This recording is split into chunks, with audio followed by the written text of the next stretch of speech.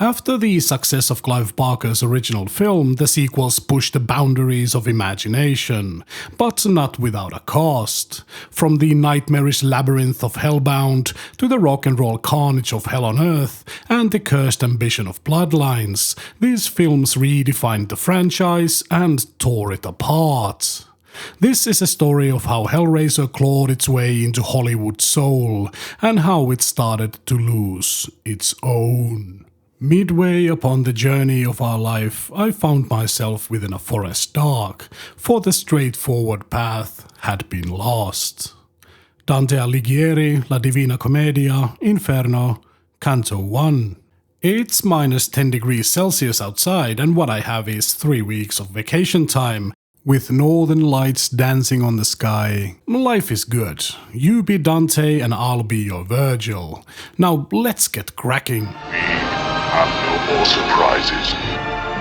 But please, feel free. Explore.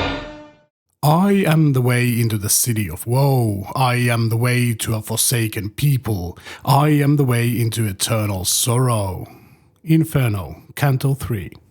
The original Hellraiser was a surprise success, quickly cementing its status as a cult classic within its blend of psychological horror, visceral effects, and Clive Barker's unique vision. A film that earns 14 times its budget is almost guaranteed a sequel, but New World Pictures was so confident they approved Hellbound before the original even hit theaters. Clive Barker declined to direct, having exhausted himself on the first film, but he remained involved as a story writer. He collaborated with screenwriter Peter Atkins to craft a sequel that expanded the franchise's mythology. Barker also teamed up again with Christian Fig to produce, while much of the original crew returned. Robert Widgeon on cinematography, Bob Keane leading special effects, and Christopher Young composing a more grandiose score to match the film's ambitious scale. The sequel had a much larger budget than the original, $6 million compared to $1 million, but it was still constrained. New World Pictures faced financial troubles, and the 1987 stock market crash caused the British pound to strengthen against the dollar, reducing the production's buying power. Barker's original vision, including detailed backstories for the Cenobites, had to be pared down. Tony Randall, who had edited the first film, was chosen to direct, making his debut. He had a strong rapport with Barker and the studio, and with most of the original team on board, filming began just a year after Hellraiser's release under the working title Hellbound, Hellraiser II. The cast reunited key players. Ashley Lawrence returned as Kirsty Cotton, Claire Higgins as Julia, and Doug Bradley once again donned Pinhead's leather robes. However, Nicholas Vince's Chatterer mask was modified to improve visibility, which some argue diminished its visual impact. Grace Kirby opted not to reprise her role as the female Cenobite, so Canadian actor Barbie Wilde stepped in. Andy Robinson, who played Larry Cotton, declined to return, citing dissatisfaction with the script, while Sean Chapman and his skinless double Oliver Smith made brief appearances as Frank. Even Oliver Parker, one of the original mattress movers, reprised his role. New additions to the cast included Kenneth Cranham as Dr. Philip Channard, a surgeon obsessed with unlocking the mysteries of the Cenobite dimension. Cranham initially hesitated to take the role, but was convinced by his grandson, a fan of the first film. Imogen Bowman played the mute puzzle solver Tiffany, while William Hope, better known as Lieutenant Gorman in Aliens, took on the role of Kyle, Kirsty's sidekick. Fun fact, Hope and Higgins had been classmates in college, and Higgins once confessed years later that she had harbored a secret crush. Filming took place over 8 weeks starting in January 1988 in Buckinghamshire, northwest of London. Most of the scenes were shot on sound stages, with Heather and Hall doubling as the Channard Institutes and the Pine Ridge House serving as Channard's home. The labyrinth, inspired by the works of M.C. Escher, echoed his style in both the wall art of the Institute and the surreal hellscape itself. The shoot wrapped ahead of schedule, and Hellbound was released in the US in December 1988, although the UK had to wait until June 1989. Roger Ebert famously despised it, and it resides in his list of most disliked films alongside other turds like Halloween 3 and The Usual Suspects. In good company then. Despite the critical response, the movie doubled its budget at the box office, solidifying its place in horror history.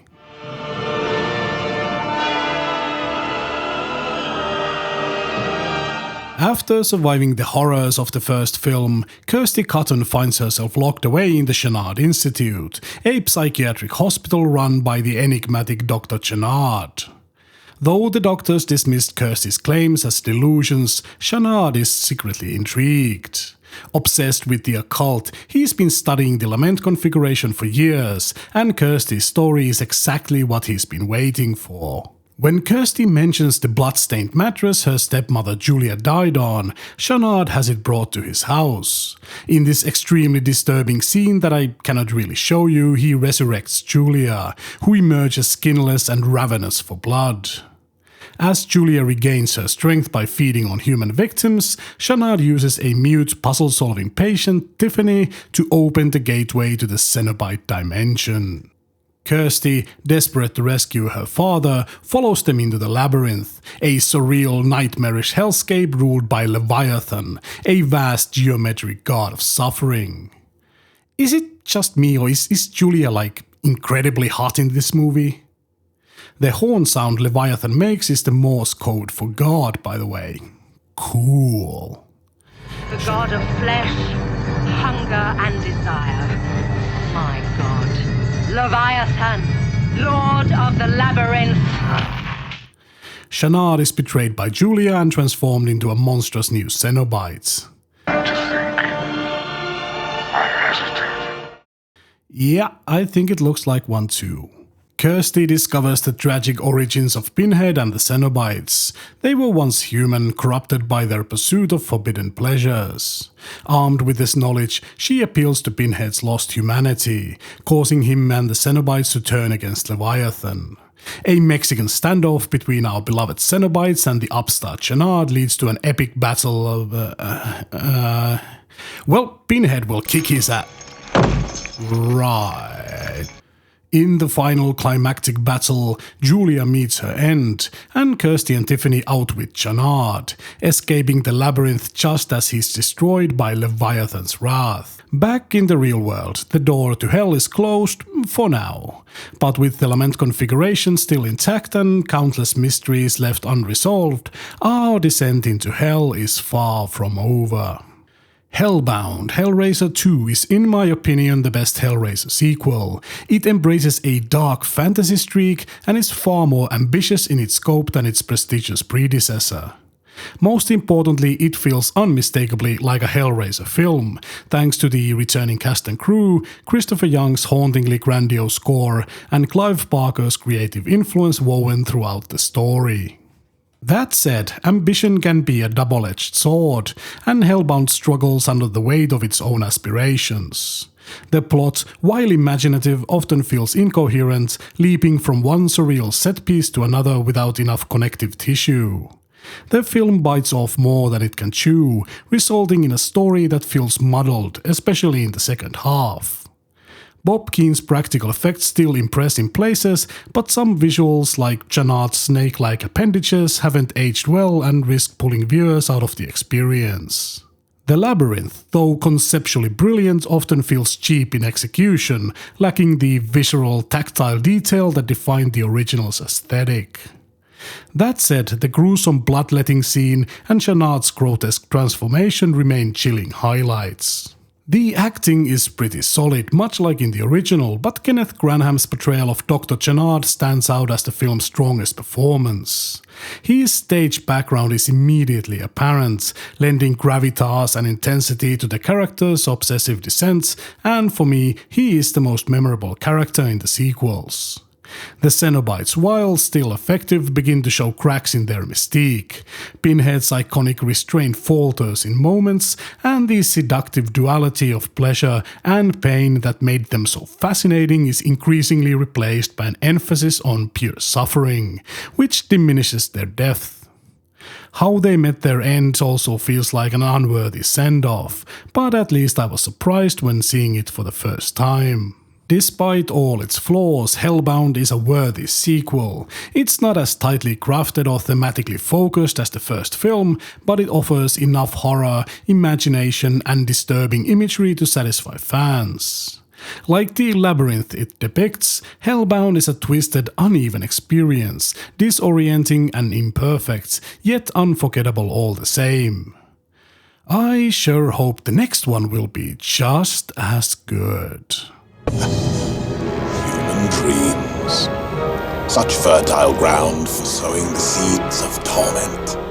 Of the universe upon which this is seated, whoever betrays forever is consumed.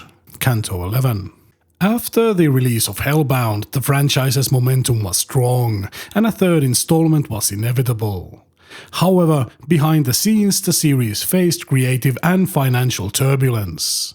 Clive Barker's production company New World Pictures collapsed due to bankruptcy, and the Hellraiser rights were acquired by Dimension Films, a label owned by the Weinsteins through Miramax. Their vision for the franchise was, as they described it, cheap and nasty, with an emphasis on making it more Americanized and accessible to a broader audience. Initially, Tony Randell was set to direct again, but Dimension Films rejected his darker ideas, bringing in Anthony Hickox instead. Ironically, despite their push to Americanize the series, Hickox was an English director known for his campy horror comedies such as Waxwork. Barker protested the decision, but studio pushed forward. Randall stayed on to help develop the story alongside returning writer Peter Atkins, with Bob Keane back to handle the special effects. However, no other crew members from the first two films were involved. Doug Bradley reprised his role as Pinhead, with Ashley Lawrence making a brief cameo as Kirsty. Bradley also had the chance to play the role of Pinhead's human counterpart, Captain Elliot Spencer. With the working title Hellraiser III, Hell on Earth, production began. The protagonist Joey Summerskill, a reporter investigating mysterious deaths linked to the Lament configuration, was played by Terry Farrell. That's Dax from Deep Space Nine. Kevin Bernhardt took on the role of J.P. Monroe, the wealthy, arrogant nightclub owner central to the story, while Paula Marshall made her film debut as Terry, a troubled witness who becomes Joey's reluctant ally. Writer Peter Atkins also made a brief cameo as the bartender in the nightclub. Pinhead's character underwent a significant shift in this installment, stepping out of the shadows to take a more central role. His enigmatic stoic persona was reimagined into a more conventional, openly malevolent villain, catering to broader audiences. An early concept set the story in ancient Egypt, but the studio opted for a modern urban setting in the US, shedding the gothic atmosphere of the first two films. Filming began in late 1991 with a $5 million budget. Over 6 weeks, Greensboro, North Carolina stood in for New York City, with key scenes shot at a repurposed factory in High Point serving as the Boiler Room nightclub. Director Anthony Hickox initially wanted to film the church scenes in an actual cathedral, but due to protests over sacrilege, a soundstage with matte painting backdrops was used instead. The rushed schedule impacted production quality. Doug Bradley later recalled wearing his Pinhead makeup for 17 hours at times, and it was simplified to speed up application. Early CGI was used as well, though Keane's practical effects still took center stage. With little time to perfect scenes, many members of the crew felt the final product was unpolished. Clive Barker was brought in as an executive producer to improve the film, but after seeing an early cut, he reportedly did not want his name officially attached. But there it is anyway. He did, however, agree to market the film, lending some credibility to the project. Released in September 1992, Hellraiser III was the first in the series to receive heavy US marketing, with Dimension Films banking on Pinhead's growing pop culture status. While the film performed respectably at the box office, earning $12.5 million on a $5 million budget, reviews were mixed. Some praised the energetic modernized style, but others lamented the loss of the psychological depth and gothic horror that had defined the first two films. Their story begins with the discovery of a grotesque statue containing the remains of Pinhead and the Lament configuration. The statue is purchased by J.P. Monroe, a wealthy and arrogant nightclub owner who displays it as an art piece. Meanwhile, investigative journalist Joey Summerskill witnesses a gruesome death in a hospital emergency room. A man clutching the Lament configuration is torn apart by chains. Joey begins to investigate the origins of the puzzle box. She meets Terry, JP's former lover, and together they dig deeper into the mystery. When a spilled drop of blood revives Pinhead within the statue, he tempts JP with promises of power, convincing him to bring victims to the statue to fully restore his form.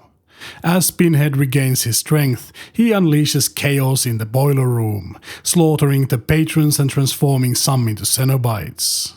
Joey, now in possession of the puzzle box, is contacted by the spirit of Captain Elliot Spencer. He explains that Pinhead has become completely detached from his humanity, making him even more dangerous.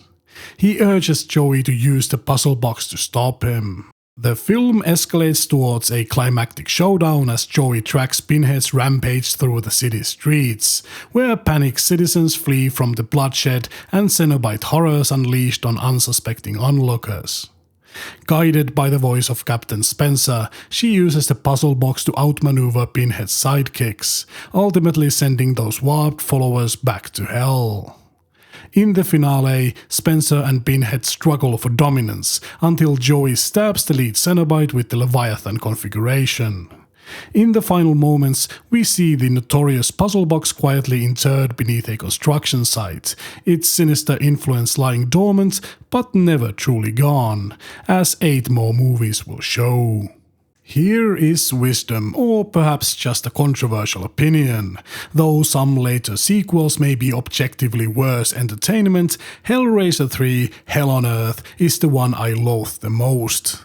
It takes the carefully balanced psychological horror of the original and grinds it down into a cheap, carnival-like slasher, betraying everything that made Hellraiser exceptional. The character of Pinhead, once a symbol of restrained menace and profound moral ambiguity, is reduced to a dollar store Freddy Krueger, shrieking banal one-liners for mass appeal. If you never cherished the original's dark elegance, you might find some campy fun here, but to those who treasure Barker's twisted poetry, this film doesn't just deviate from the path, it tramples that legacy and defecates on its tortured corpse. In fairness, not all is lost. Some practical effects still impress, like the awesome-looking bronze pillar. The makeup, while simplified and sometimes cheapened by unflattering lighting, retains a shred of the original's artistry. Yet even these flickers of competence can't mask the corners cut. The pins in Bradley's face look more like crude nails driven in haste, and the Lament configuration itself seems like a $4 knockoff with free shipping from Temu. The acting is nothing to write home about. Where? The boiler room.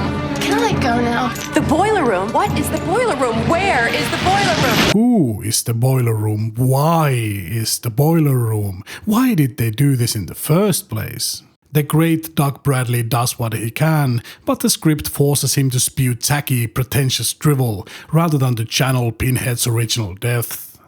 Also, Joey's bizarre Vietnam flashbacks feel somewhat haphazard and out of place. The new Cenobite designs are just bad.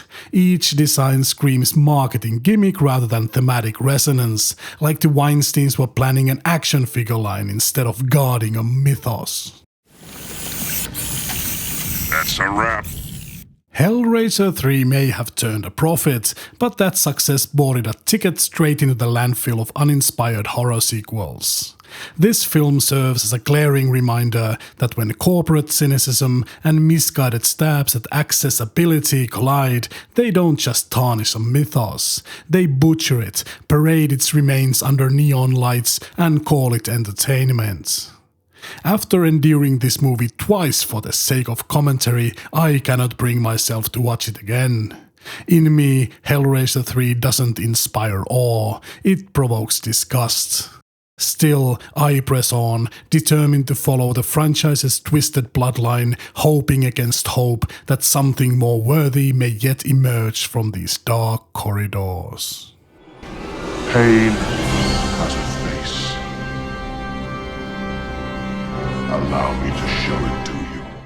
Distributing the light in equal measure, that he might change at times the empty treasures, from race to race, from one blood to another. Canto 7. Hellraiser Bloodline, released in 1996, would become the last installment to debut in theaters, capping off the franchise's theatrical run on a note of great potential turned into turmoil and compromise. Clive Barker signed on as an executive producer and pitched an ambitious structure, 3 separate periods charting the legacy of the Lament Configuration's creator and his descendants through the centuries. Peter Atkins turned this brave concept into a script, and while Miramax agreed to finance the film, they also demanded severe cuts to its ambition, staying true to their cheap and nasty approach. Originally, Stuart Gordon, famed for Reanimator and From Beyond, was hired to direct, but soon left due to creative differences. Next, Miramax approached Kevin Yeager, their legendary special effects artist known for his work on The Nightmare on Elm Street, Tales from the Crypt, and as the creator of Chucky from Child's Play. Although Yeager's directing experience was limited to a couple of Tales of the Crypt episodes, the Weinstein brothers loved his knack for doing great work on small budgets. Enthusiastic about Barker's pitch and Atkins' script, Yeager agreed to direct. He eventually brought back the cinematographer Jerry Lively and the essential Doug Bradley as Pinhead. Rather than oversee the effects himself, Yeager entrusted Gary J. Tunnicliffe with the task. Tunnicliffe would continue handling the franchise's makeup and effects for the next 4 movies. And most importantly, going back to more labor-intensive makeup, restoring Nailbrain back to Pinhead. No marquee stars were cast. Bruce Ramsay took on the lead role, playing Le Marchand's bloodline across all 3 eras. You might recall him from the 1993 survival drama Alive. Valentina Vargas portrayed the demon Angelique. Fans of The Name of the Rose may remember her from that film. Small roles went to a young Adam Scott, yes, that's Ben in Parks and Recreation, and Kim Myers, a recognizable from A Nightmare on Elm Street 2. She has this Meryl Streep look going on, but no, they are not related. Hey, that's the kid from The Shining! No, not the great one, the delightfully awful guilty pleasure one, which is my favorite movie to watch when I just want to zone out. Then Miramax stepped in again. They demanded Pinhead to play a more central role, insisted on more accessible horror elements, and even wanted a happier ending. Yeager refused to comply. To meet with the studio's demands, Joe Chappelle, fresh off Halloween 6, was brought in for rewrites and reshoots. As a result, the narrative was trimmed by about 25 minutes, stripping away much of the film's historical depth and thematic complexity. When Yeager saw the altered cut, he demanded his name be removed from the credits, leading to the notorious Alan Smithy pseudonym in the finished film. Hellraiser Bloodlines finally reached theaters about a year and a half after filming had started. The reception was largely negative, with critics slamming the inconsistent tone, messy plot, and uneven acting. Though the movie made more than twice its budget, pleasing the Weinstein's bottom line, it left fans with little more than a compromised vision and a cautionary tale what can happen when corporate mandates overpower creativity. In 18th century France, the gifted toymaker Philippe Le Marchand is commissioned by a wealthy aristocrat to create a mysterious puzzle box. Believing it to be nothing more than a masterful work of craftsmanship, Le Marchand is horrified when he discovers his creation is being used in a dark ritual to summon Angelique, a seductive and cunning demon. An apprentice betrays the aristocrat, taking control of the demon for himself. Unaware of the full horror he has unleashed, Le Marchand's bloodline is forever stained by this initial misstep, and he pays for his curiosity with his life. Fast forward to the late 1990s, John Merchant, a modern-day American architect, is tormented by recurring nightmares and eerie visions of a device that seems to distort reality. He soon learns that his family's twisted legacy has once again attracted the attention of Pinhead and Angelique. As these forces infiltrate his life, Merchant struggles not only for his own survival, but for the future of his family. He desperately tries to seal the gateway threatening our world, even as the sins of his ancestors crash down upon him. Though he falls in the final battle, the Bloodline itself survives. Finally, centuries into the future, the narrative leaps to a remote space station crafted by yet another descendant, Dr. Paul Merchant. Here, the centuries-long conflict reaches its crescendo. Pinhead and his Cenobites, lured by the promise of limitless victims, confront the latest Merchant in a sterile, artificial environment designed as a cosmic snare. Armed with advanced technology and centuries of inherited knowledge, Merchant transforms the station into a mechanism known as the Elysium configuration, ultimately succeeding in containing and obliterating the Cenobites for good. Hellraiser Bloodline is at the very least a step up from the carnival mess that was Hellraiser III. It makes an earnest attempt to reclaim some of the franchise's deeper ambitions by linking generations of torment and tying the mythos back to its origins. The concept of exploring the puzzle box's legacy across centuries and eventually into space is undeniably intriguing, and the historical part with the sinister chateau, the Marquis de Sade-style aristocrats, and the ritual itself are all quite interesting.